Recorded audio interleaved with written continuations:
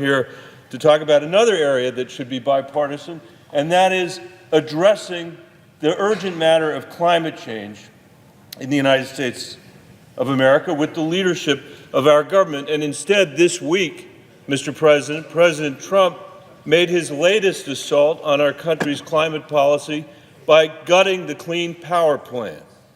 This decision creates more uncertainty for coal miners by delaying for 2 years what everyone knows we ultimately have to do, and it creates uncertainty for everybody else. President Trump has campaigned for years on the idea that there's a war on coal, ignoring his own Department of Energy's observation that the reason why coal has fallen as a source of our energy is that natural gas, because of the ingenuity of the American people, has become so cheap.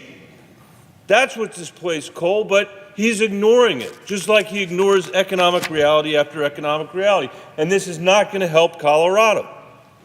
We've added 60,000 clean energy jobs, 230,000 outdoor recreation jobs, and we got 170,000 ag jobs that are inseparably linked to the stability of our climate. And one of the reasons this sector is growing so rapidly is that Colorado does not have the luxury of operating in a fictitious economy. We see the threat of climate change every day, from an infestation of pine and spruce beetles that have destroyed our drought-stricken trees, to wildfires that no longer bound to a season because now they burn or can burn all year long, to shorter ski seasons, longer droughts that are affecting our farmers and ranchers. These consequences of climate change are costing Coloradans billions of dollars each year, and this cost is only expected to increase. I've said it before. My state is a third Republican, a third Democratic, a third independent. We have a consensus in my state that climate change is real and that humans are contributing to it. That doesn't mean everybody agrees with what the solution should be, but there is a consensus that if we do not act, we will not be fulfilling our obligation to the next generations of Coloradans. And in Colorado, for that reason, we have made significant progress transitioning to a cleaner energy mix, because we're betting on the economy as it actually exists, not as Donald Trump imagined it. And so far, that bet has paid off. We've had $6 billion invested in clean energy. We've created hundreds of thousands of clean energy jobs, construction, maintenance, and installation that can't be outsourced, can't be sent to China.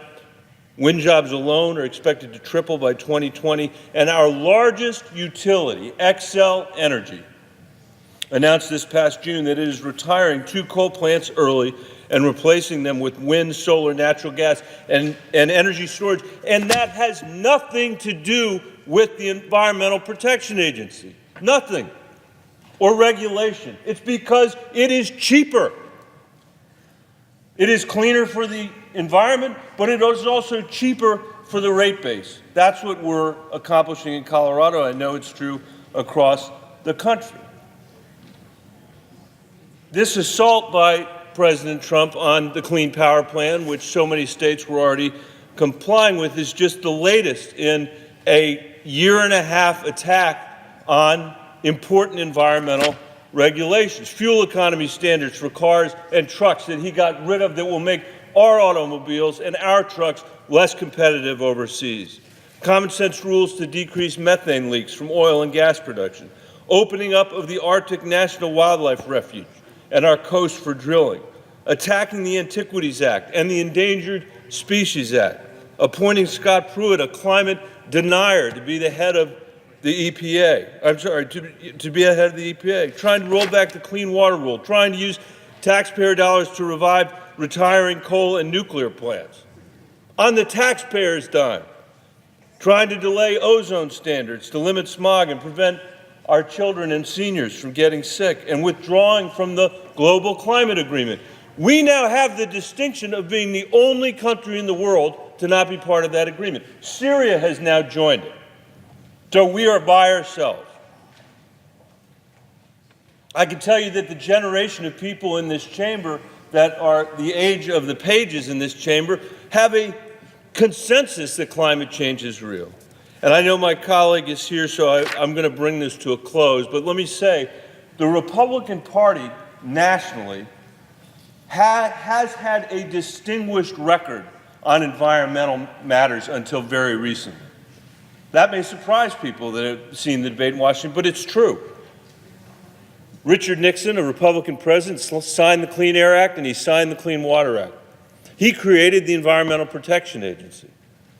Anybody who wants to remember what was going on back then only needs to think about the Cuyahoga River catching on fire and what that looked like. And anybody who remembers that knows it is very hard to make an argument that net, the Clean Air Act and the Clean Water Act haven't been good for our economy. That doesn't mean every regulation is perfect, but it's very hard to make that argument. People will.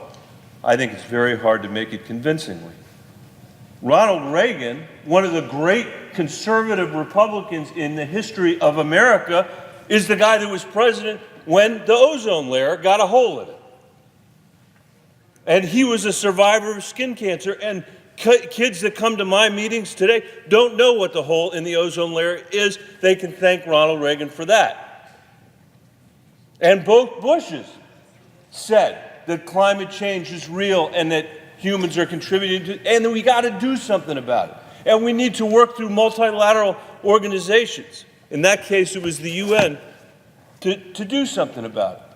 And then what changed? In 2010, the Supreme Court made a decision in Citizens United that opened up our entire federal government to billions of dollars of outside money and the threat of outside money that came with a promise to sign something called a climate pledge that denied that it was real. And ever since then, we haven't been able to do any bipartisan work on it. The Supreme Court, in that opinion, talked about its worries about the corruption of action. What we have is the corruption of inaction. The bills that aren't written, the amendments that never get a vote, the committee hearings that are never held because of a distortion in our political system. And we have to change that together, because if we're serious about climate, we need an enduring solution. We can't have something that's ripped out like the Clean Power Plan after a year and a half.